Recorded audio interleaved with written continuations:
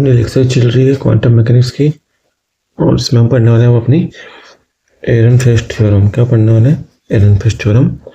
और क्या पढ़ेंगे? मोमेंटम पढ़ेंगे। इसमें किससे रिलेटेड होती है? मोमेंटम से रिलेटेड होती है। तो बेसिकली अपनी एहरनफेस्ट थ्योरम ये है, P X equal to M D X by D T. ठीक है, ये अपनी एहरनफेस्ट थ्योरम है। अब यहाँ पे बस ध्यान ही रखना है कि यहाँ जो मोमेंटम है वो किससे रिलेटेड है। यहाँ पे ये है पोजीशन का एक्सपेक्टेशन वैल्यू।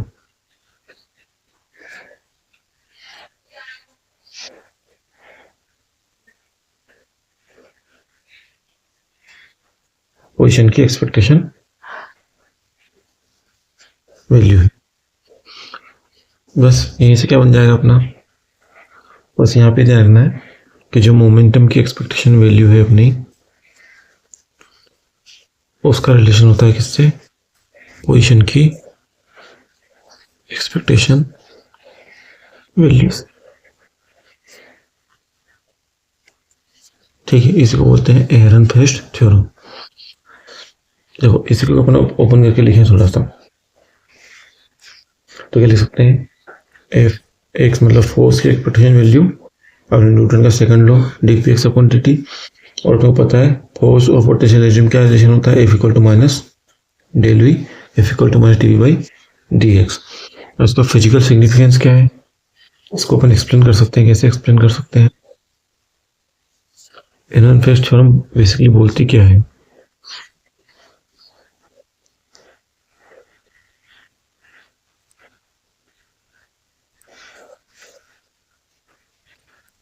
क्या बोलती है? Quantum expectation value strictly obeys the classical expectation equations of motion. बस ये अपने को ध्यान रखना है इसमें कि जो अपने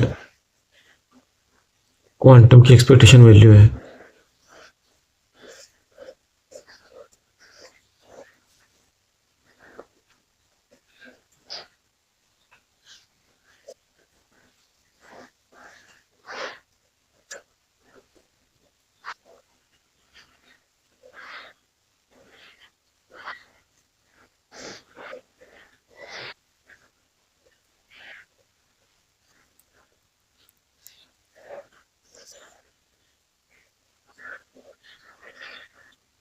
ये अपनी एहरनफेस्ट थ्योरम कि ये अपने क्लासिकल और क्वांटम का इंटरलेशन देती है। क्लासिकल और क्वांटम का इंटरलेशन देती है कि इसकी एक्सपेक्टेशन वैल्यू वो भी करती है क्लासिकल की इक्वेशन ऑफ मोशन।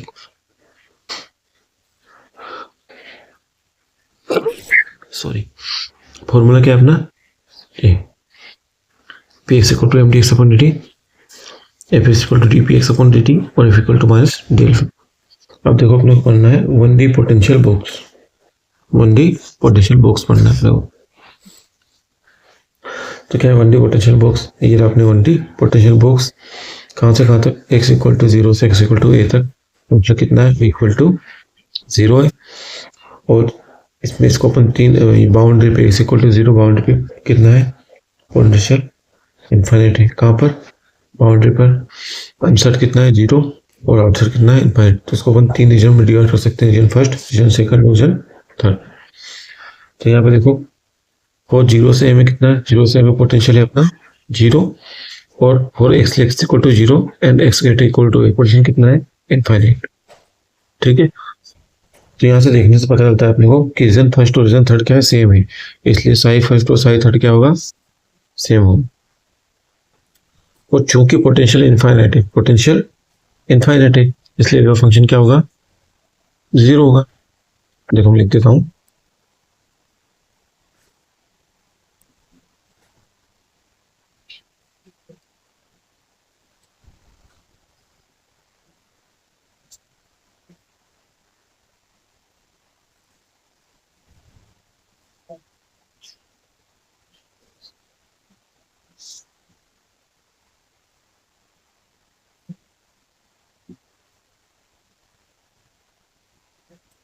इस लिमिट में पार्टिकल एग्जिट नहीं कर पाया। क्यों? क्योंकि पोटेंशियल क्या हो रहा है? इनफाइनाइट हो रहा है, इसलिए पार्टिकल वहां पे एग्जिट ही नहीं कर पाएगा। Just Y psi first equal to psi third will be equal to 0। ठीक है, तो पार्टिकल कहाँ रहेगा, इनसाइड रहेगा। ठीक है, अब क्या लगानी है अपने को, श्रोडिंगर इक्वेशन लगा दो। क्या लगानी, श्रोडिंगर इक्वेशन लगानी, ये रही अपनी श्रोडिंगर की equation. H I equal to, H I क्या है ये, H I equal to A I. ठीक है, लगाओ, कौन से रीजन में, सेकंड रीजन में लगाएंगे, सेकंड में क्या लगाएंगे, सेकंड में सही, सेकंड इनसाइड वाला, सही सेकंड। तो यहाँ पे कितना है, पोटेंशियल कितना है, कितना है, जीरो है, और जीरो से ए, तो क्या हो जाएगी अपनी इक्वेशन देखो, माइनस एच को square by 2m d2 psi second by dx square equal to e psi second, it can be rewritten as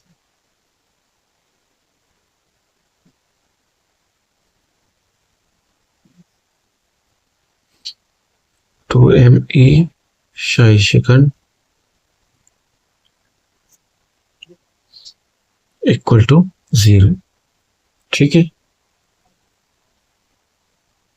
ये अपनी है सेकंड ऑर्डर डिफरेंशियल इक्वेशन। तो यहाँ से क्या निकला है, मानो कि k क्या है, let k equal to 2m e by H cross square, ये अपना यहाँ से क्या आ गया। ठीक है, ये अपना यहाँ पे k की वैल्यू आ गई।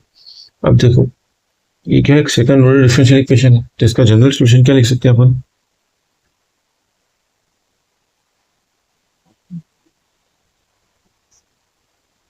क्या उसका जनरल सॉल्यूशन,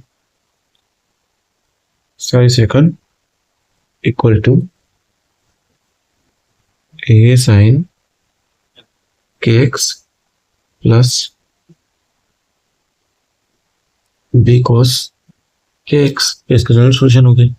अब देखो अपनी बाउंड्री कंडीशन क्या थी यहाँ पे, अब देखो कि X equal to 0, X equal to क्या है, पोटेंशियल इनफाइनाइट है, मतलब यहाँ पे साई का फंक्शन क्या हो जाएगा, 0 हो जाएगा।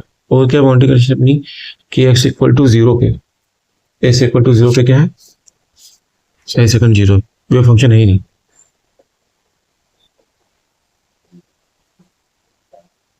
एक्स इक्वल टू 0 पे क्या है, जो फंक्शन अपना एग्जिस्ट नहीं कर रहा है, तो रख दो एक्स इक्वल टू 0 इस इक्वेशन में। तो क्या देगा ये वैल्यू अपने, ये देगा psi second equal to sine 0 0, तो क्या बचेगा अपने पास b, इसको है ना, देखो यहाँ रख देते हैं अपन ये वैल्यू, थोड़ा सा मैं आपको ये वैल्यू रखी अपनों ने इस इक्वेशन में। तो साइन सेकंड कितना हो गया, 0 इक्वल टू साइन 0 0, क्या बचेगा अपने पास b कोस 0, कोस 0 1 इम्प्लाइज करेगा कि b इक्वल टू कितना आ गया 0। तो अपनी इक्वेशन क्या बची, psi second equal to A sine K X, ये अपनी बच गई इक्वेशन। ठीक है, अब एक और बाउंड्री कंडीशन थी अपनी, क्या थी बाउंड्री कंडीशन, एक और, at X equal to A, X equal to A पे क्या हो जाएगा, साई सेकंड 0, बाउंड्री पे ना पोटेंशियल इनफाइनाइट है, इसलिए वो फंक्शन एग्जिस्ट नहीं करेगा। ये इम्प्लाइज करेगा कि, रख दो साई सेकंड इक्वल टू 0, तो 0 इक्वल टू इस वाली इक्वेशन में, तो यहाँ पे क्या आएगा, X equal to A sine K A, तो इसको अपन लिख सकते हैं sine N pi equal to A sine K A. तो यहाँ से क्या आएगी अपने पास इक्वेशन, क्या आएगी, के ए इक्वल टू एन पाई, क्या आएगा, के इक्वल टू एन पाई। अब देखो है ना, यहाँ पे ए नहीं आएगा, क्यों नहीं आएगा, क्योंकि इक्वेशन तभी सेटिस्फाई होगी, ए नॉट इक्वल टू 0, इसलिए साइन के इक्वल टू 0।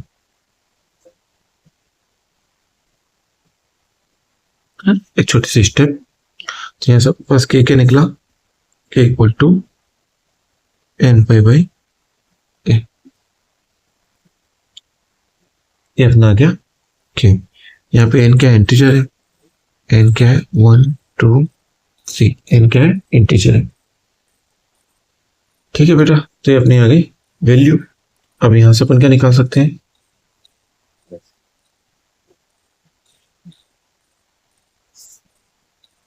यहाँ से एनर्जी आइगन वैल्यू अपन निकाल सकते हैं। ऐसे बराबर कर दो, ए स्क्वायर इक्वल टू कितना आया कि अपना एन पाई बाई ए आया, रख दो, K square equal to 2m e by H cross square था, और के क्या है अपना एन पाई बाई ए आया। दोनों को क्या कर दो, स्क्वायर कर दो, तो अपना क्या आएगा N square Y square by A square equal to 2m e by H cross square. यहाँ से ई क्या निकली अपनी N square Y square H cross square divide by 2m। ठीक है, तो याद रखना अपने, तो यहाँ से क्या दिख रहा है कि अपनी एनर्जी है वो एन स्क्वायर के डायरेक्टली प्रोपोर्शनल है, मतलब एनर्जी क्या है क्वांटाइज्ड है। क्या है एनर्जी क्वांटाइज्ड है। और E1 E2 E3 का अगर रेशियो निकाले क्या आएगा 1 4 9 16 इस टर्म में आएगा। ठीक है, एनर्जी क्या है क्वांटाइज्ड है। अब देखो क्या निकालना है अपने को, अपना जो फंक्शन आया था प्रोबेबिलिटी फंक्शन साई सेकंड, वो क्या था ए साइन के एक्स आया था, तो उसमें ए का फैक्टर अपने को निकालना है।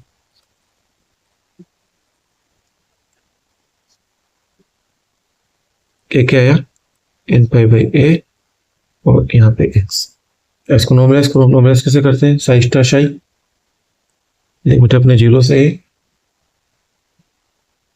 Sai second wave function in the region second, और नॉर्मलाइजेशन होगा तो क्या होगा 1 होगा। तो रख दो A square 0 to A sine square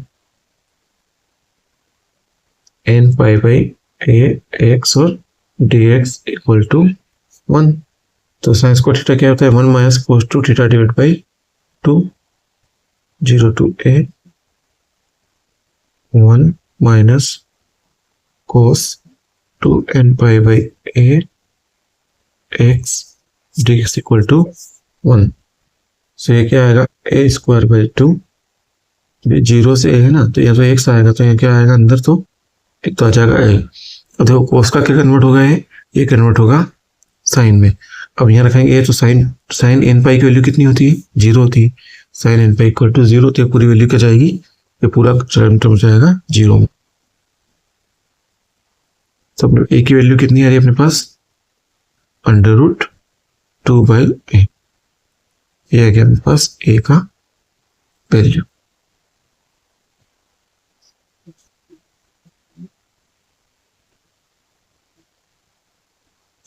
ठीक है, ये आ गया अपने पास ए की वैल्यू। तो अपना वेव फंक्शन क्या बन जाएगा, वेव फंक्शन बन जाएगा अपना ये रहा।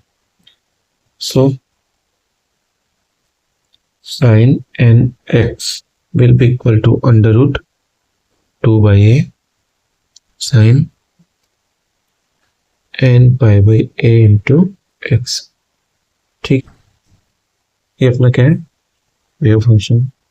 इसमें ध्यान क्या रखना, ऑर्थोगोनलिटी कंडीशन अपने को थोड़ी सी ध्यान में रखनी है। अगर 1 1 होगा तो 1 आएगा, और अगर डिफरेंट है आई नॉट इक्वल टू जेड कितना आएगा 0 आएगा, ऑर्थोनॉर्मलिटी। ठीक है ना, ये ध्यान रखना है। Psi star psi J equal to 1 और 0 हो सकता है, डिपेंड करता है आई और जे की वैल्यू पे। ठीक है, तो अपन पढ़ते हैं आगे। तो देखो फर्स्ट वेव फंक्शन क्या है अपना शाई 1 एक्स, शाई 1 ये शाई 1 कितना under 2 by A sine pi by A into X. यहाँ से एनर्जी कितनी आएगी N square pi square H cos square divide by 2m A square. ठीक है, और यहाँ पे क्या दिख रहा है देखो नोट कितनी दिख रही है, नोट दिख रही है क्या, नोट कितनी है 0, नोट कितना है यहाँ पे 0। अब देखो इस वाले के लिए इसमें कितना है psi 2 under 2 by A sine 2 pi upon X, तो E2 कितना आएगा अपना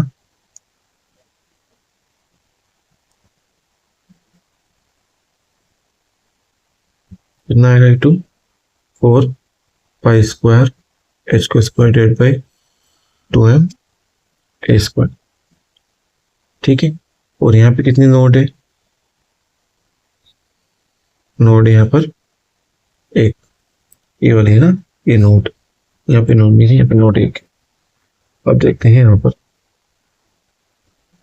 तो यहाँ पे क्या है, साई 3 तो यही सही, अंडर 2/a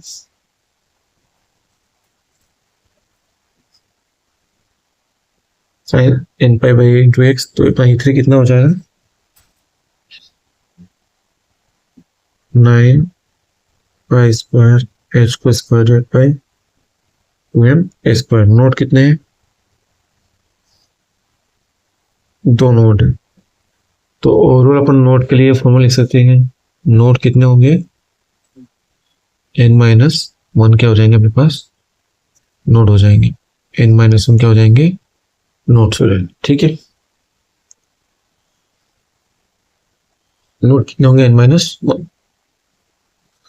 और देखना है कि जो अपना 0 हो रहा है वो कहाँ हो रहा है?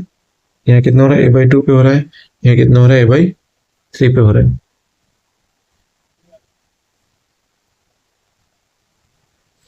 अब आगे देखते हैं थोड़ा सी,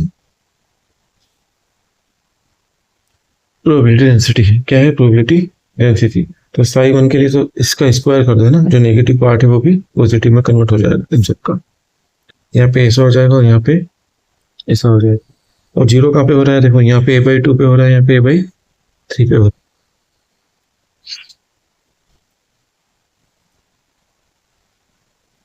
तो प्रोबेबिलिटी डेंसिटी बताती क्या है? क्या बता रही है?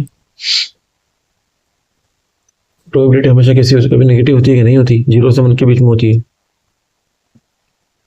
क्या होती है? हमेशा ग्रेटर देन और इक्वल टू क्या होती है? 0 होती है। जो पीक आ रहे हैं, पीक क्या बता रहे हैं? सारे पीक, ये पीक बता रहे हैं प्रोबेबिलिटी ऑफ पार्टिकल जहां पे सबसे ज्यादा हो सकता है, most probable position of particle.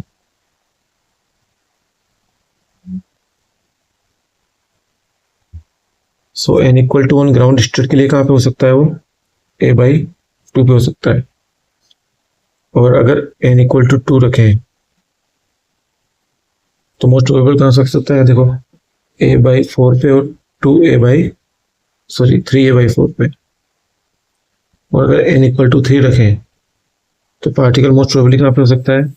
a/3 का आता है मतलब a/6, और फिर a/6, फिर 3a/6 मीन्स a/2, और फिर कहाँ पे हो सकता है?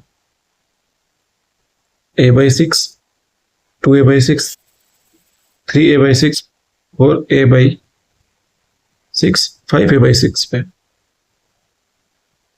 ठीक है, तो ये भी याद रखना है पार्टिकल कहाँ पे सबसे ज्यादा हो सकता है। चलो अब एनर्जी के बारे में डिस्कस कर लेते हैं। एनर्जी लेवल तो अपन पढ़ के आए थे, E1 कितना था? अभी E1 था अपना π² h को square by by 2m a square. ये 4E1 आ जाएगा, ये 9E1 अपना आ जाएगा। तो जो क्लासिकल सिस्टम्स में क्या होता है, अपने ये एनर्जी लेवल है वो डिफरेंट होते हैं क्वांटम से। कैसे होते हैं? यहाँ पे क्या है कि एक सेपरेशन आ रहा है। क्या आ रहा है? सेपरेशन है एनर्जी लेवल के बीच में। ठीक है, देखो ये सेपरेशन दिख रहा है आपको, और सेपरेशन क्या हो रहा है? बढ़ रहा है। वो क्या हो रहा है? सेपरेशन बढ़ रहा है लगातार। E directly proportional to n square. देखो ये सेपरेशन थोड़ा कम है और ये सेपरेशन थोड़ा ज्यादा है। ठीक है, सो जो एनर्जी गैप है अपना डेल्टा E है, ये क्या हो रहा है? इंक्रीज कर रहा है, इंक्रीजेस। कैसे कर रहा है? नॉन लीनियरली इंक्रीज कर रहा है with n square. n square non linearly increase कर रहा है। क्यों कर रहा है नॉन लीनियर इंक्रीज? क्योंकि n स्क्वायर क्या है? पैराबोला का इक्वेशन है ना, y square directly proportional to x। यहाँ पे x क्या है? अपना एनर्जी, और y क्या है? अपना n। ठीक है बेटा, एक थोड़ी सी क्वेश्चन और अपन देख लेते हैं, कुछ छोटा था नहीं। ये देख लेते हैं ऑर्थोगोनलिटी, एक बार मैं आपको लिख के बताता हूँ, एक बार ऑपरेशन लिख दी। तो देखो अपना ऑर्थोगोनलिटी का मतलब क्या हो रहा है,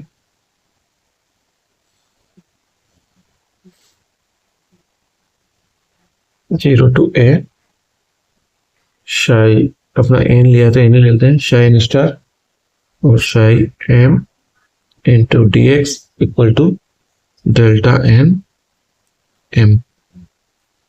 ठीक है, अब देखो यहाँ से अपन इसको दो पार्ट में अलग अलग पढ़ लेते हैं। तो यहाँ क्या है, यदि n equal to, if n equal to m हो जाए तो क्या होगा, अपना नॉर्मलाइज हो जाएगा। तो क्या होगा, शाई एन स्टार शाई एम इक्वल टू क्या होगा, वन हो गया। इसी को बोलते हैं नॉर्मलाइजेशन। क्या होगा, नॉर्मलाइज्ड हो जाएगा। ठीक है, और अपन इसको कैसे लिख सकते हैं, शाई वन और शाई वन के फॉर्म में लिख सकते हैं। ये क्या होता है, हमेशा इक्वल टू क्या होता है, वन होता है।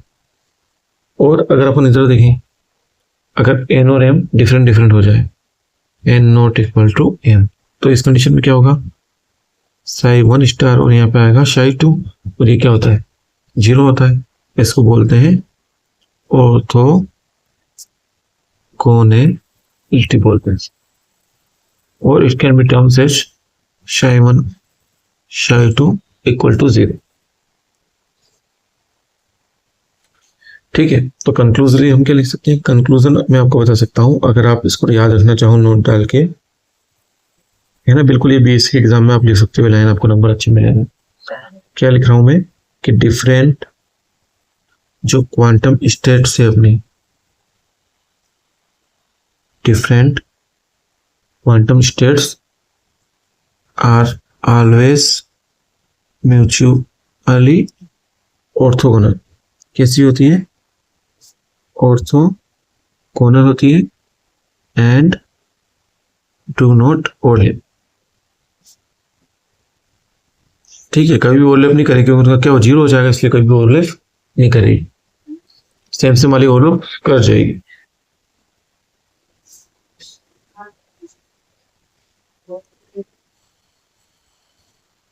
ठीक है, तो ये अपना 1D पोटेंशियल बॉक्स था जो अपने बहुत अच्छे से कर लिया। अब देखो अपना चला आता है 3D बॉक्स। क्या आता है, 3D बॉक्स। ये 3D बॉक्स दिख रहा है आपको, ठीक है, इसकी डायमेंशन दिख गई अपने को, ए बी और C, length width and depth height. ठीक है, चलो तो इसका अपने को एक इक्वेशन निकाल के सोल्यूशन करना है। तो मान लेते हैं हम सबसे पहले इसका सॉल्यूशन, एक वेव इक्वेशन है अपने पास, psi of X Y Z, इसमें एक्स भी है वाई भी है जेड भी। तो अभी अपन 1D बॉक्स पढ़ के आए थे ना, तो 1D बॉक्स की ऐसा क्या हो गया, 3 डायमेंशन है एक्स वाई और जेड, सेम टू सेम वही करना है, वो सबकी बार लगा देनी, 3 डायमेंशन लगा देनी। तो इसकी जो फाइनल इक्वेशन आती है अपने सीधा काम पड़ेगी, तो मैं सीधा लिख देता हूँ इक्वेशन आपको, शायद लगा सकते हो चाहो तो अलग अलग, पर उसकी कोई नेसेसिटी नहीं है अपने को, सीधा अपन इसको लिख लेते हैं 8 अपॉन, है ना, चाहो तो कर लेना हो, X of S equal to under 2 by A sine N X by X by A, फिर Y Y equal to under 2 by A sine N Y pi Y by B, फिर शायद थर्ड फिर निकालेंगे, मतलब एक्स सी जेड, एक Z निकालेंगे तो sine under 2 by A sine N Z pi Z by C, ऐसे करके निकाल सकते हो, पर अपन डायरेक्ट लिख लेते हैं, है ना, टाइम थोड़ा सा अपना बच जाएगा, वो न्यूमेरिकल कर लेंगे उस टाइम में। N X pi X by A ऐसे ही साइन एन, चलो मैं आपको खोल के लिख देता हूँ थोड़ा सा अच्छे लगेगा।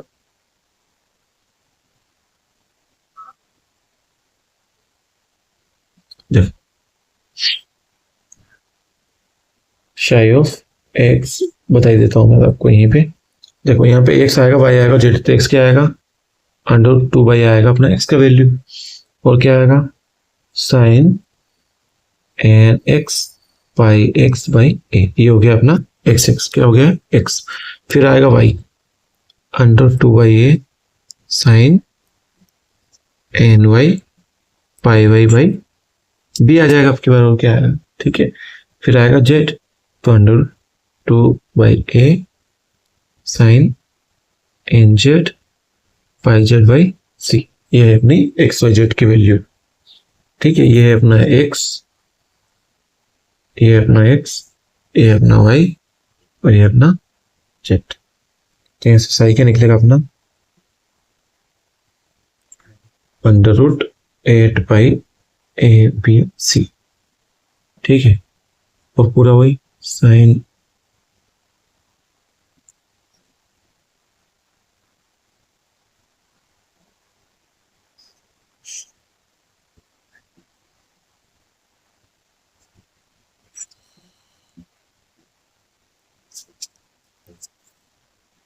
ठीक है बेटा, ये अपने निकलेगा।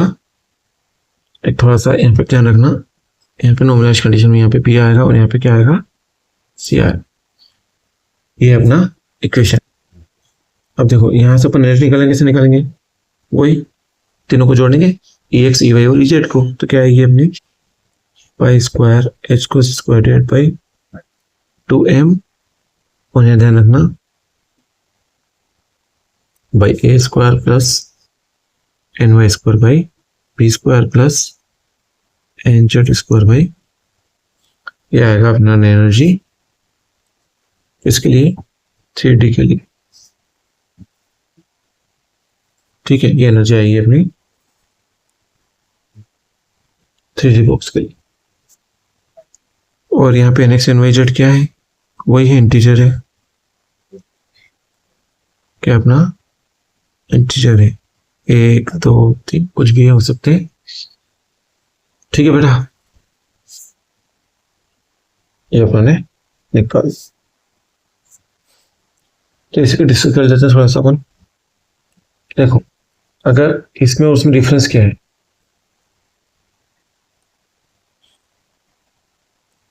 अगर यहाँ पे अपन मान लें, क्या मान लें कि तीनों डायमेंशन क्या हो जाए, इक्वल हो जाए, तो अपने क्या बन जाएगा, ये 1D बॉक्स में ये कन्वर्ट हो जाएगा। तो यहाँ से क्या निकलेगा कि जो अपना 3 डायमेंशन की एनर्जी है वो एक 1 डायमेंशन की एनर्जी के इक्वल होगी। और क्या होगा, साथ में क्या रहा है, NX square plus NY square plus, समझ रहे हो ना, ये क्या है, वही तो है। देखो ये बोल रहा हूँ ABC को बराबर बराबर रख दो, तो यार N square pi square 2M square, तो ये तरह का इवन आ गया और ये ऐसे कैसे यहाँ पे लिख दिया। ठीक है, तो ये अपनी यहाँ पे अपन इसको ऐसे लिख सकते हैं। ठीक है, बढ़े आगे। अब बोलते हैं अपन अपनी ग्राउंड स्टेट। अब देखते हैं अपन अपनी ग्राउंड स्टेट की एनर्जी कैसे निकाल रहे हैं। तो ग्राउंड स्टेट कैसे होगी, तीनों की वैल्यू क्या रख दो, NX भी 1 NY भी 1 और NZ भी क्या रख दो 1, तो अपनी ग्राउंड स्टेट आ जाएगी। तो देखो ग्राउंड स्टेट में क्या होगा, E0 ग्राउंड स्टेट किसकी, 3D की ग्राउंड स्टेट। क्या होगा, यहाँ भी 1 1 1 रखेंगे, क्या आएगा 3 आ जाएगा, 3 आ जाएगा और क्या आएगा E1 किसकी 1D की, और कितनी हो जाएगी 3 पाई स्क्वायर H को स्क्वायर बाई। अभी इंपॉर्टेंट है, अगर वो आपसे ग्राउंड स्टेट 3D का लेके पूछे तो अपने को याद रखना है पाई स्क्वायर H को square by 2m NX square by A square NY square upon B square Z square upon C square. तो मतलब यहाँ पे 3D की ग्राउंड स्टेट एनर्जी 1 की ग्राउंड स्टेट एनर्जी का 3 गुना है। ठीक है, अब देखो डीजनरेसी क्या है, यहाँ पे अपनों ने शुरुआत में डीजनरेसी पढ़ ली है कि डिफरेंट आइगन फंक्शन के अकॉर्डिंग सेम आइगन वैल्यू आ जाए तो वो क्या होगी, डीजनरेसी होगी। यहाँ पे तो क्या एक ही रख सकते हैं तभी आएगा ये, तो डीजनरेसी कितनी होगी, ग्राउंड स्टेट के लिए 1 ही होगी। समझो आप, ठीक है। तो ये ग्राउंड स्टेट के लिए देखो ये अपने यहाँ पे लिख भी दिया मैंने, डीजनरेसी कितनी होगी 1 होगी।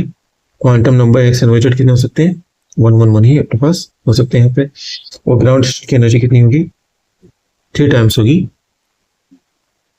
1D की। ठीक है, यहाँ पे N1 1 की वैल्यू दिया, ये जो 1 लिखा है क्या है N1 N equal to 1 1D का। चलो ठीक है, ऐसे फर्स्ट एक्स्ट्रा स्टेट में कैसे निकालेंगे, फर्स्ट एक्स्ट्रा स्टेट की एनर्जी कितनी होगी 6 टाइम्स हो जाएगी। कैसे हो जाएगी, क्यों होगी ऐसा, फिर आपकी बार जो क्वांटम नंबर आएंगे वो क्या होंगी, देखो एक 1 हो सकता है, एक मतलब एक 2 रखना ही पड़ेगा, है ना।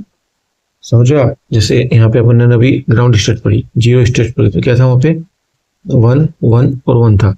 अब जब फर्स्ट एक्सटेट में जाएंगे, E1 में जाएंगे, तो क्या होगा यहाँ पे देखो 3D में, एक तो अपने को 2 लेना ही पड़ेगा, और 2 क्या ले लो, 1 ले लो, फिर 1 2 1 ले लो, या फिर 1 1 और दे ले लो।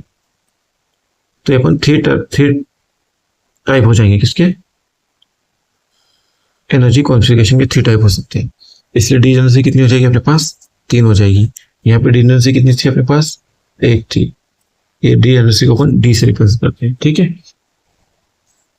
ये डी एनर्जी कितनी होगी यहाँ पे, 3 हो गई। और आगे बढ़े तो देखो सेकंड एक्सट्रैक्शन में पहुंच गए। सेकंड एक्सट्रैक्शन में एनर्जी कितनी हो जाएगी, 9E1 के कितनी हो जाएगी एनर्जी, याद रखना है, बहुत इंपॉर्टेंट है ये। सेकंड एक्सट्रैक्शन में लिख भी देता हूँ। सेकंड एक्सट्रैक्शन में पहुंचे तो एनर्जी कितनी होगी, 9E1 के इक्वल होगी। यहाँ पे कितनी थी, फर्स्ट एक्सट्रैक्शन कितनी थी, 3 टाइम्स ऑफ E1 के 1D बॉक्स की इक्वल थी, ये 9E1 होगी। यहाँ पे कितनी है, तो ग्राउंड स्टेट की थी, जीरो कितनी थी, ग्राउंड स्टेट की थी 3E और थी 6E1। यहाँ पे कितनी होगी, 9E1। अब यहाँ पे क्या कर सकते हैं, देखो अपने को अब एक बार 2 ले लिए, सब 2 बार 2 लेने पड़ेंगे। तो 2 2 1 ले लो, फिर क्या ले लो, 1 आगे रख लो, 2 2 पीछे रख लो, फिर 1 इधर रख लो, 2 2 यहाँ रख लो। तो इसकी भी डिस्टेंस कितनी होगी, इसकी भी डिस्टेंस होगी 3। अब ले लो अपन थर्ड एक्सरसाइज से, तो थर्ड एक्सरसाइज में कितनी एनर्जी होगी देखते हैं अपन। ये थर्ड एक्सरसाइज, ये E3 कितनी होगी, E3 देखो, E3 कितनी होगी अपनी, 11 टाइम्स ऑफ E1 हो जाएगी। और कैसे रख सकते हैं इसको, अब 2 का काम तो हो गया, आप क्या लेंगे, 3 लेंगे। तो 3 1 1 रख लो, 1 1 3 रख लो, या 1 3 1 रख लो। तो यहाँ पे डिस्टेंस कितनी होगी अपनी, 3। ये 11 कैसे समझो, 3 का स्क्वायर 9 प्लस 1 का स्क्वायर 1, फिर 1 का स्क्वायर 1, तो 9 1 1 9 और 1 10 और 1 11, ठीक है ना, ऐसे आ रही है। और fourth exercise stage, fourth exercise में कितनी होगी, 12। E4 में कितनी आ रही है अपनी, 12 E1 के अकॉर्डिंग आ रही है। तो फोर्थ एक्सरसाइज में क्या रखना है, 3 भी हो गया। अब एक और रख सकते हैं में क्या, 2 2 2, तो इसमें डिस्टेंस कितनी हो जाएगी, 1 ही अपने पास हो जाएगी। तो अपना बहुत इंपॉर्टेंट था, ध्यान रखने लायक था, जो मैंने आपको समझाने की कोशिश की।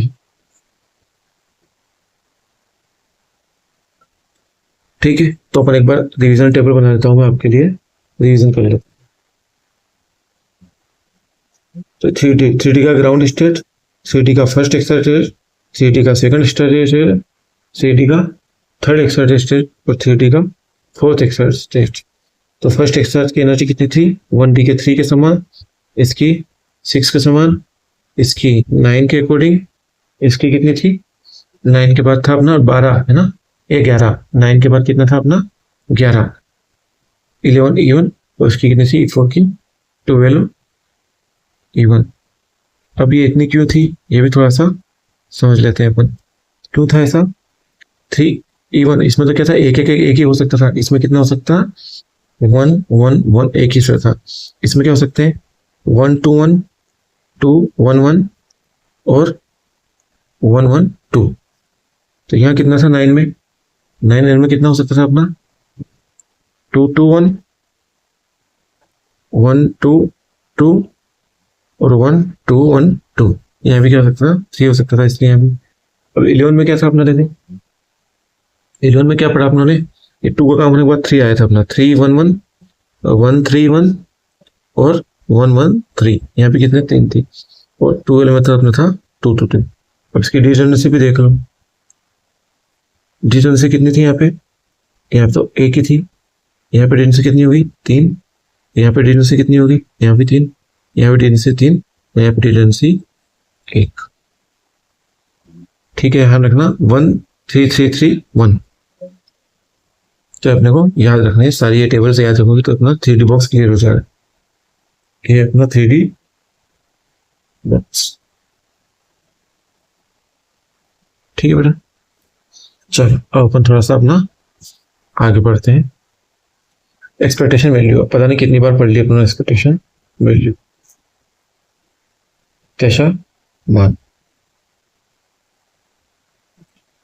क्या होता है प्रत्याशा मान? ये होता है, ये जो फॉर्मूला है किसका वैल्यू, एक्सप्रेशन वैल्यू का फॉर्मूला है। ठीक है, अब यहाँ आप चाहो तो कैलकुलेट करके बता देता हूँ मैं आपको। प्रत्याशा मान किसका कैलकुलेट करेंगे, उसके करेंगे 1D बॉक्स कर लेते हैं पहले, इसका 1D बॉक्स के लिए क्या निकला एक्सपेक्टेशन वैल्यू 1D बॉक्स का, under root x equal to, देखो अपना क्या था 1D box, psi equal to under root 2/a sine n pi by a into x.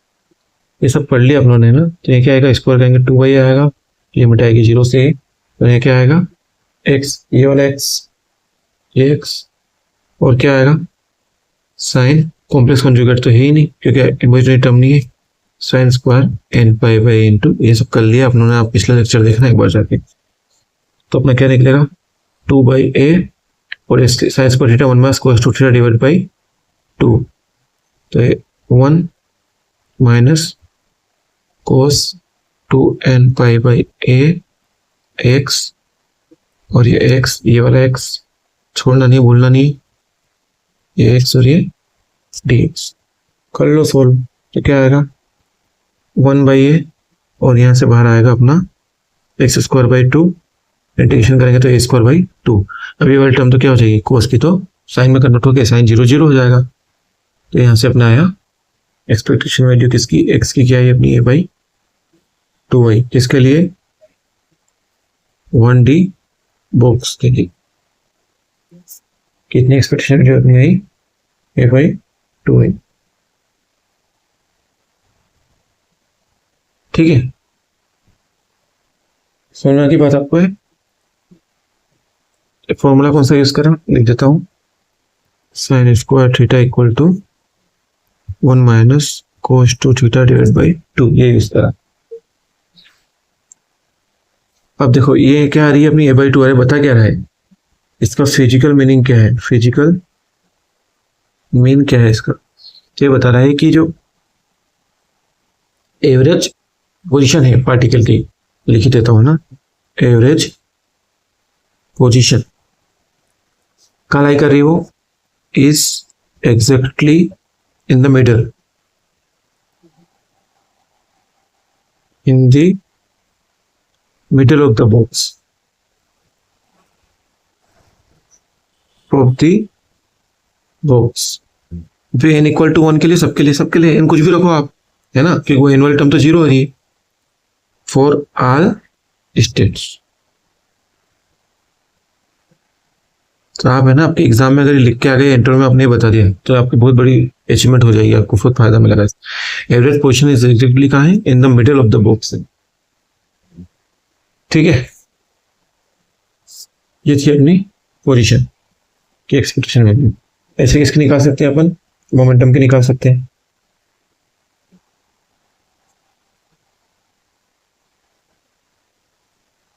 सब निकाल दिया मैंने, फिर भी दोबारा बता रहा हूं आपको मैं, इसमें निकाल चुका है।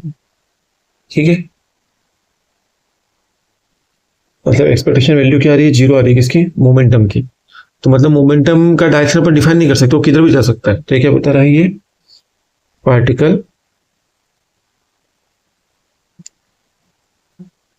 Particle can be